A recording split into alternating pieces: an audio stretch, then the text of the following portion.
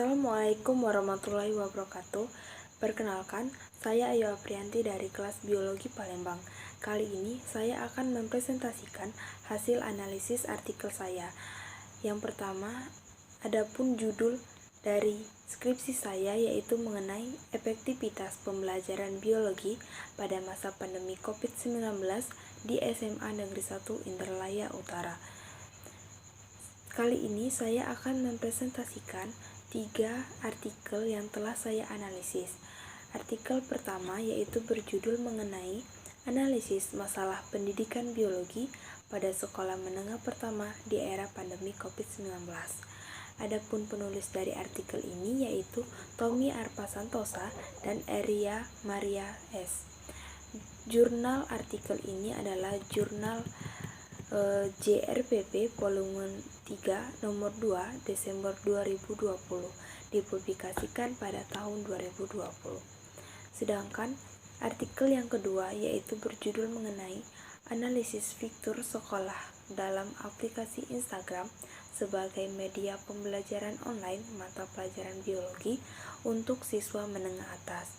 Penulis dari artikel ini yaitu Ahmad Fekin, Sandi M. Aziz, Wildan Said. Jurnal dari artikel ini adalah Jurnal Pendidikan Biologi volume 1 nomor 1 Januari sampai Juni 2020. Artikel yang ketiga yaitu berjudul Kesulitan Pembelajaran Online Pendidikan Biologi di Tengah Pandemi COVID-19, disusun oleh Wiwit Novianti. Jurnal dari artikel ini adalah Jurnal Pendidikan MIPA volume 10 nomor 1 tahun 2020 dipublikasikan pada tahun 2020. Langsung saja kita masuk ke analisis jurnal yang pertama yaitu adapun topik dari artikel yaitu mengenai masalah pandemi COVID-19 terhadap pendidikan. Nah, informasi-informasi penting yang akan dimanfaatkan adalah sebagai berikut. Informasi yang pertama yaitu mengenai wabah pandemi COVID-19 memberikan dampak yang cukup besar di berbagai bidang kehidupan masyarakat Indonesia, terutama dalam bidang pendidikan. Virus COVID-19 ini membuat para siswa dan guru harus melaksanakan sistem pembelajaran dari rumah masing-masing. Nah, pemanfaatannya adalah informasi ini menjelaskan dampak pandemi terhadap pendidikan. Informasi ini mendukung latar belakang bagian bab 1. Informasi yang selanjutnya yaitu pandemi COVID-19 mengharuskan semua aktivitas belajar, bekerja, dan beribadah dilakukan di rumah. Akan tetapi, aktivitas belajar dari rumah sangat membutuhkan kreativitas siswa dalam menggunakan teknologi, misalnya handphone dan laptop, sebagai media pembelajaran. Penguasaan media pembelajaran oleh siswa merupakan salah satu cara pembaikan kualitas pendidikan. Informasi ini menunjukkan dampak dari pembelajaran daring, sehingga informasi ini dapat digunakan sebagai pendukung latar belakang bab 1. Informasi yang selanjutnya yaitu mengenai problematika COVID-19 telah merubah sistem pembelajaran yang dahulunya dari tatap muka langsung menjadi sistem pembelajaran daring atau online. Pembelajaran daring adalah pembelajaran dengan memanfaatkan teknologi untuk semua sarana pembelajaran secara elektronik, dari guru kepada siswa dengan bantuan jaringan internet yang tidak menuntun siswa hadir dalam kelas. Pemerintah menyarankan bahwa sistem pembelajaran daring ini efektif sebagai solusi untuk menghadapi pandemi dalam dunia pendidikan. Berdasarkan informasi yang ada, maka pemanfaatan dari informasi tersebut mengenai dampak dari COVID-19 terhadap pendidikan dan menginformasikan pengertian dari pembelajaran daring. Oleh sebab itu, informasi ini akan dilakukan pada latar belakang bab 1 dan pada kajian pustaka bab 2. Yang selanjutnya yaitu mengenai pembelajaran jarak jauh atau PJJ merupakan sistem pembelajaran yang tidak terhubung antara pendidik dengan peserta didik.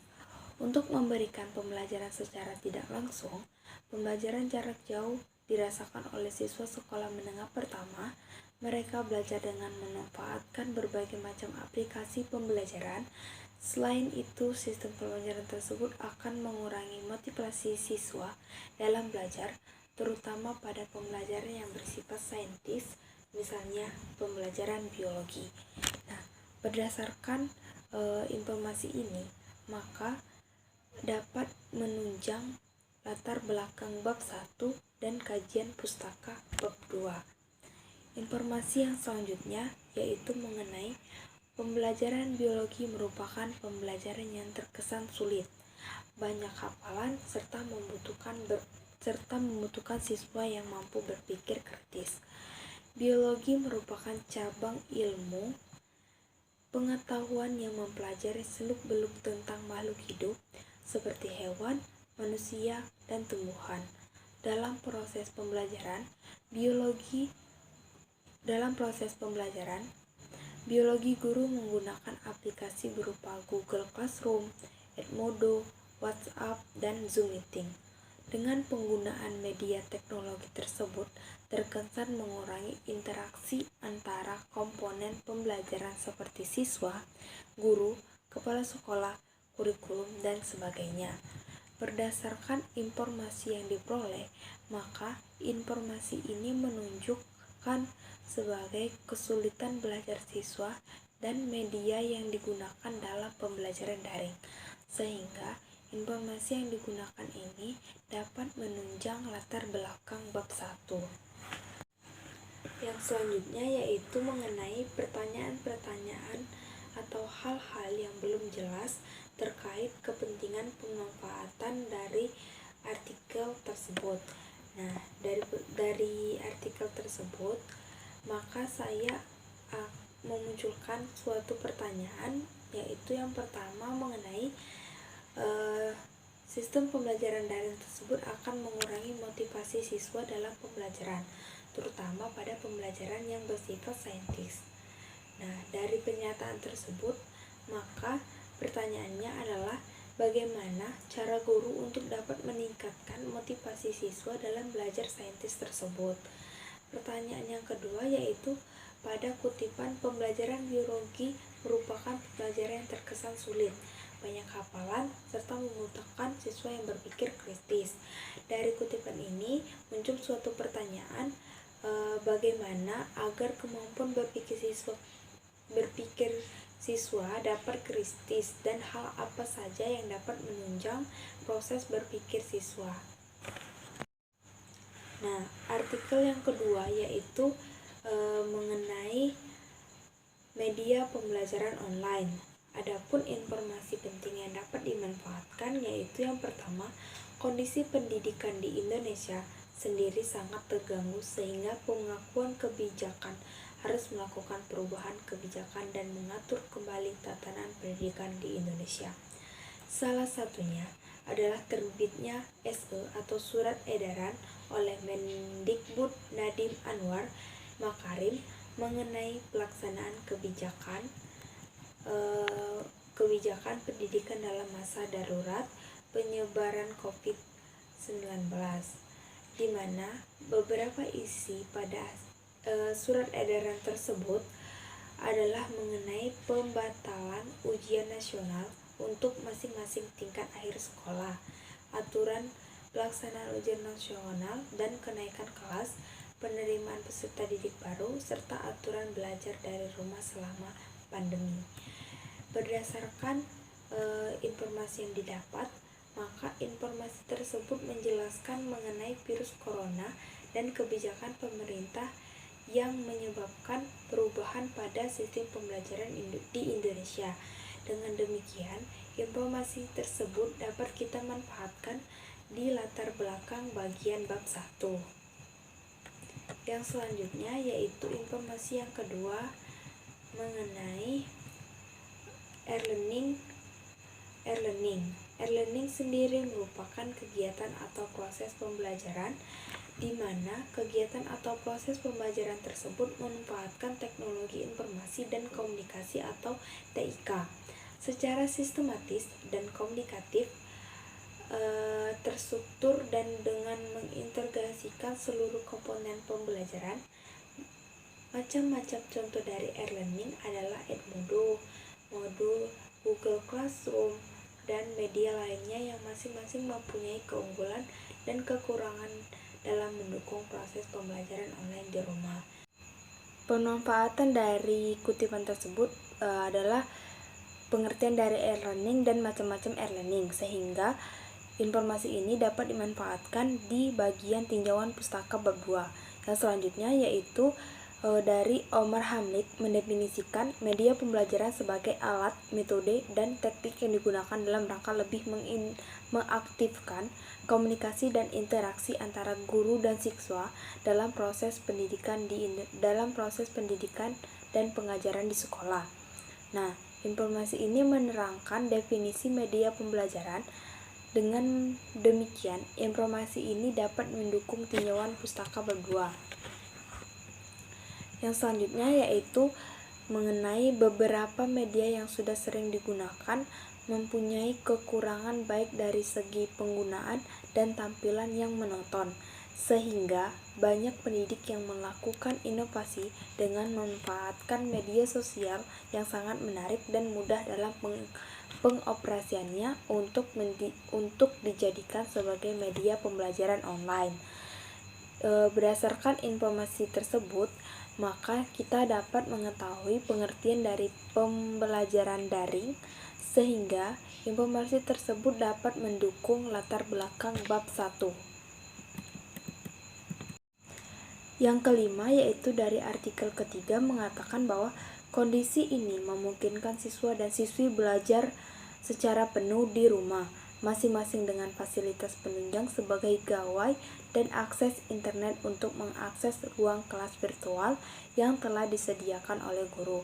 Proses interaksi antara guru dan peserta didik pada pembelajaran daring biasanya bervariasi. Ada yang berupa telekonferensi untuk guru menyapa muridnya hingga menyampaikan materi dan berupa penugasan yang dapat dikumpulkan pada media e-learning yang digunakan. Informasi ini menerangkan proses pembelajaran daring, sehingga informasi ini dapat kita gunakan atau dapat menunjang latar belakang bab 1. Informasi yang didapatkan yang selanjutnya yaitu kelebihan dari media pembelajaran e-learning adalah fleksibel dan dapat diakses di mana saja menggunakan internet, di mana di masa pandemi COVID-19 memungkinkan segala lapisan masyarakat, khususnya guru dan murid, untuk membatasi interaksi sosial antara satu dengan orang yang lainnya. Kekurangan dari media e-learning ini yaitu proses penyampaian ilmu oleh guru kepada muridnya terkadang terganggu, dikarenakan tak menutup kemungkinan beberapa murid tidak dapat menangkap materi secara baik di beberapa media e-learning, baik dikarenakan faktor stimulus ilmu dan tipe belajar peserta didik yang memiliki keterbatasan, antara lain seperti anak yang bertipe audio, visual, hingga kinesterik yang berbeda antara satu peserta didik dengan peserta didik yang lainnya. Informasi ini mengenai atau menerangkan mengenai kekurangan dan kelebihan dari e-learning, sehingga informasi ini dapat menunjang bagian tinjauan pustaka bab 2. Dari pemanfaatan tersebut muncul beberapa pertanyaan yang belum jelas. Pertanyaan pertama yaitu sehingga banyak pendidik yang melakukan inovasi dengan memanfaatkan media sosial yang sangat menarik dan mudah dalam pengoperasiannya untuk dijadikan sebagai media pembelajaran online. Pertanyaan saya adalah media sosial apa saja yang dapat dijadikan sebagai media pembelajaran online? Pertanyaan kedua yaitu mengenai macam-macam contoh dari e-learning adalah Edmodo, Moodle, Google Classroom, dan lainnya. Masing-masing mempunyai kekurangan dan kelebihan dalam mendukung proses pembelajarannya. Pertanyaan saya adalah kekurangan dan kelebihan apa yang terdapat pada macam-macam media tersebut. Pertanyaan ketiga yaitu mengenai baik dikarenakan faktor stimulus ilmu atau tipe belajar peserta didik yang memiliki keterbatasan antara lain seperti anak yang bertipe audio, bertipe visual, hingga bertipe kinestetik yang berbeda antara satu peserta didik dengan peserta didik lainnya. Berdasarkan pernyataan tersebut, adakah cara yang mudah diterapkan untuk mengatasi gaya belajar peserta didik yang berbeda-beda? Analisis artikel yang ketiga yaitu topik artikel mengenai efektivitas pembelajaran pada masa pandemi. Informasi-informasi penting yang dapat dimanfaatkan. Yang pertama yaitu sekarang ini di dunia dihebohkan dengan virus yang mematikan manusia dalam waktu yang cepat dan jumlah yang sangat banyak. Virus ini disebut dengan COVID-19. Virus ini merupakan virus RNA stain tunggal positif yang menginfeksi saluran pernapasan. Hal ini juga berdampak pada dunia pendidikan karena untuk memutus rantai penularan pemerintah negara-negara di dunia memberhentikan aktivitas dan hanya berada di dalam rumah. Berdasarkan informasi tersebut, yaitu menjelaskan mengenai tentang virus corona dan dampak pada pendidikan di Indonesia, maka informasi tersebut mendukung latar belakang bagian bab 1. Selanjutnya, informasi yang kedua yaitu mengenai kesulitan belajar merupakan suatu hal yang menyebabkan terhambatnya proses pembelajaran sehingga proses pembelajaran tidak berjalan dengan baik. Kesulitan belajar adalah suatu kondisi dalam pembelajaran yang ditandai oleh hambatan-hambatan tertentu untuk mencapai hasil belajar.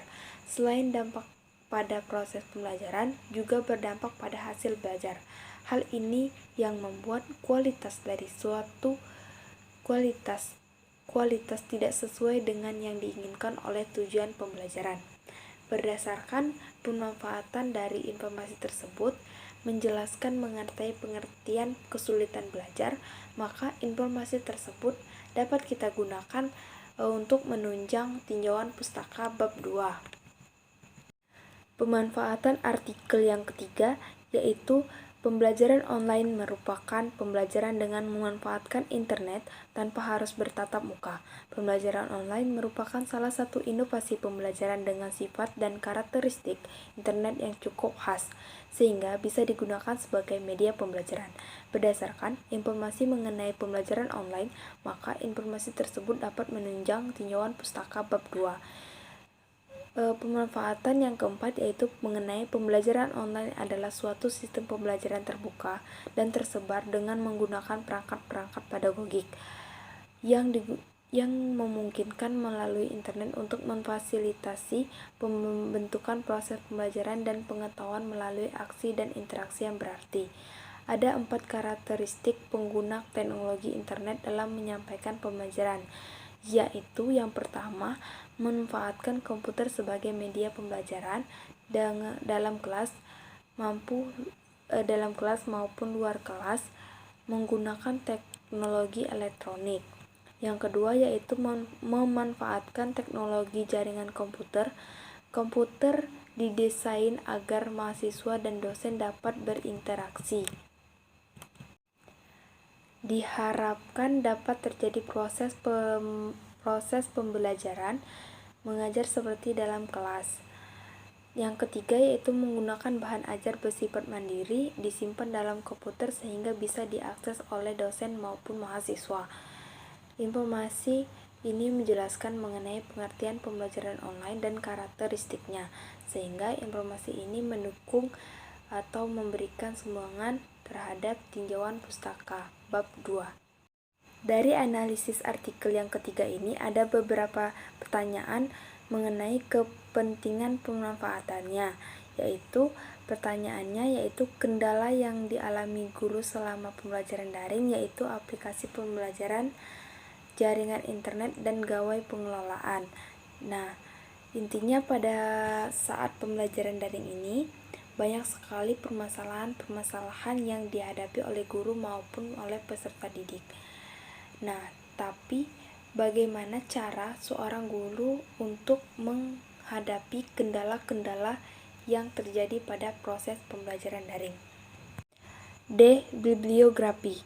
Yang pertama yaitu Santosa Tommy Arpa, Eria Mariana, S. 2020, Analisis Masalah Pendidikan Biologi pada Sekolah Menengah Pertama di Era Pandemi COVID-19 dengan jurnal JRPP Volume 3 Nomor 2 Desember 2020 dipublikasikan pada tahun 2020.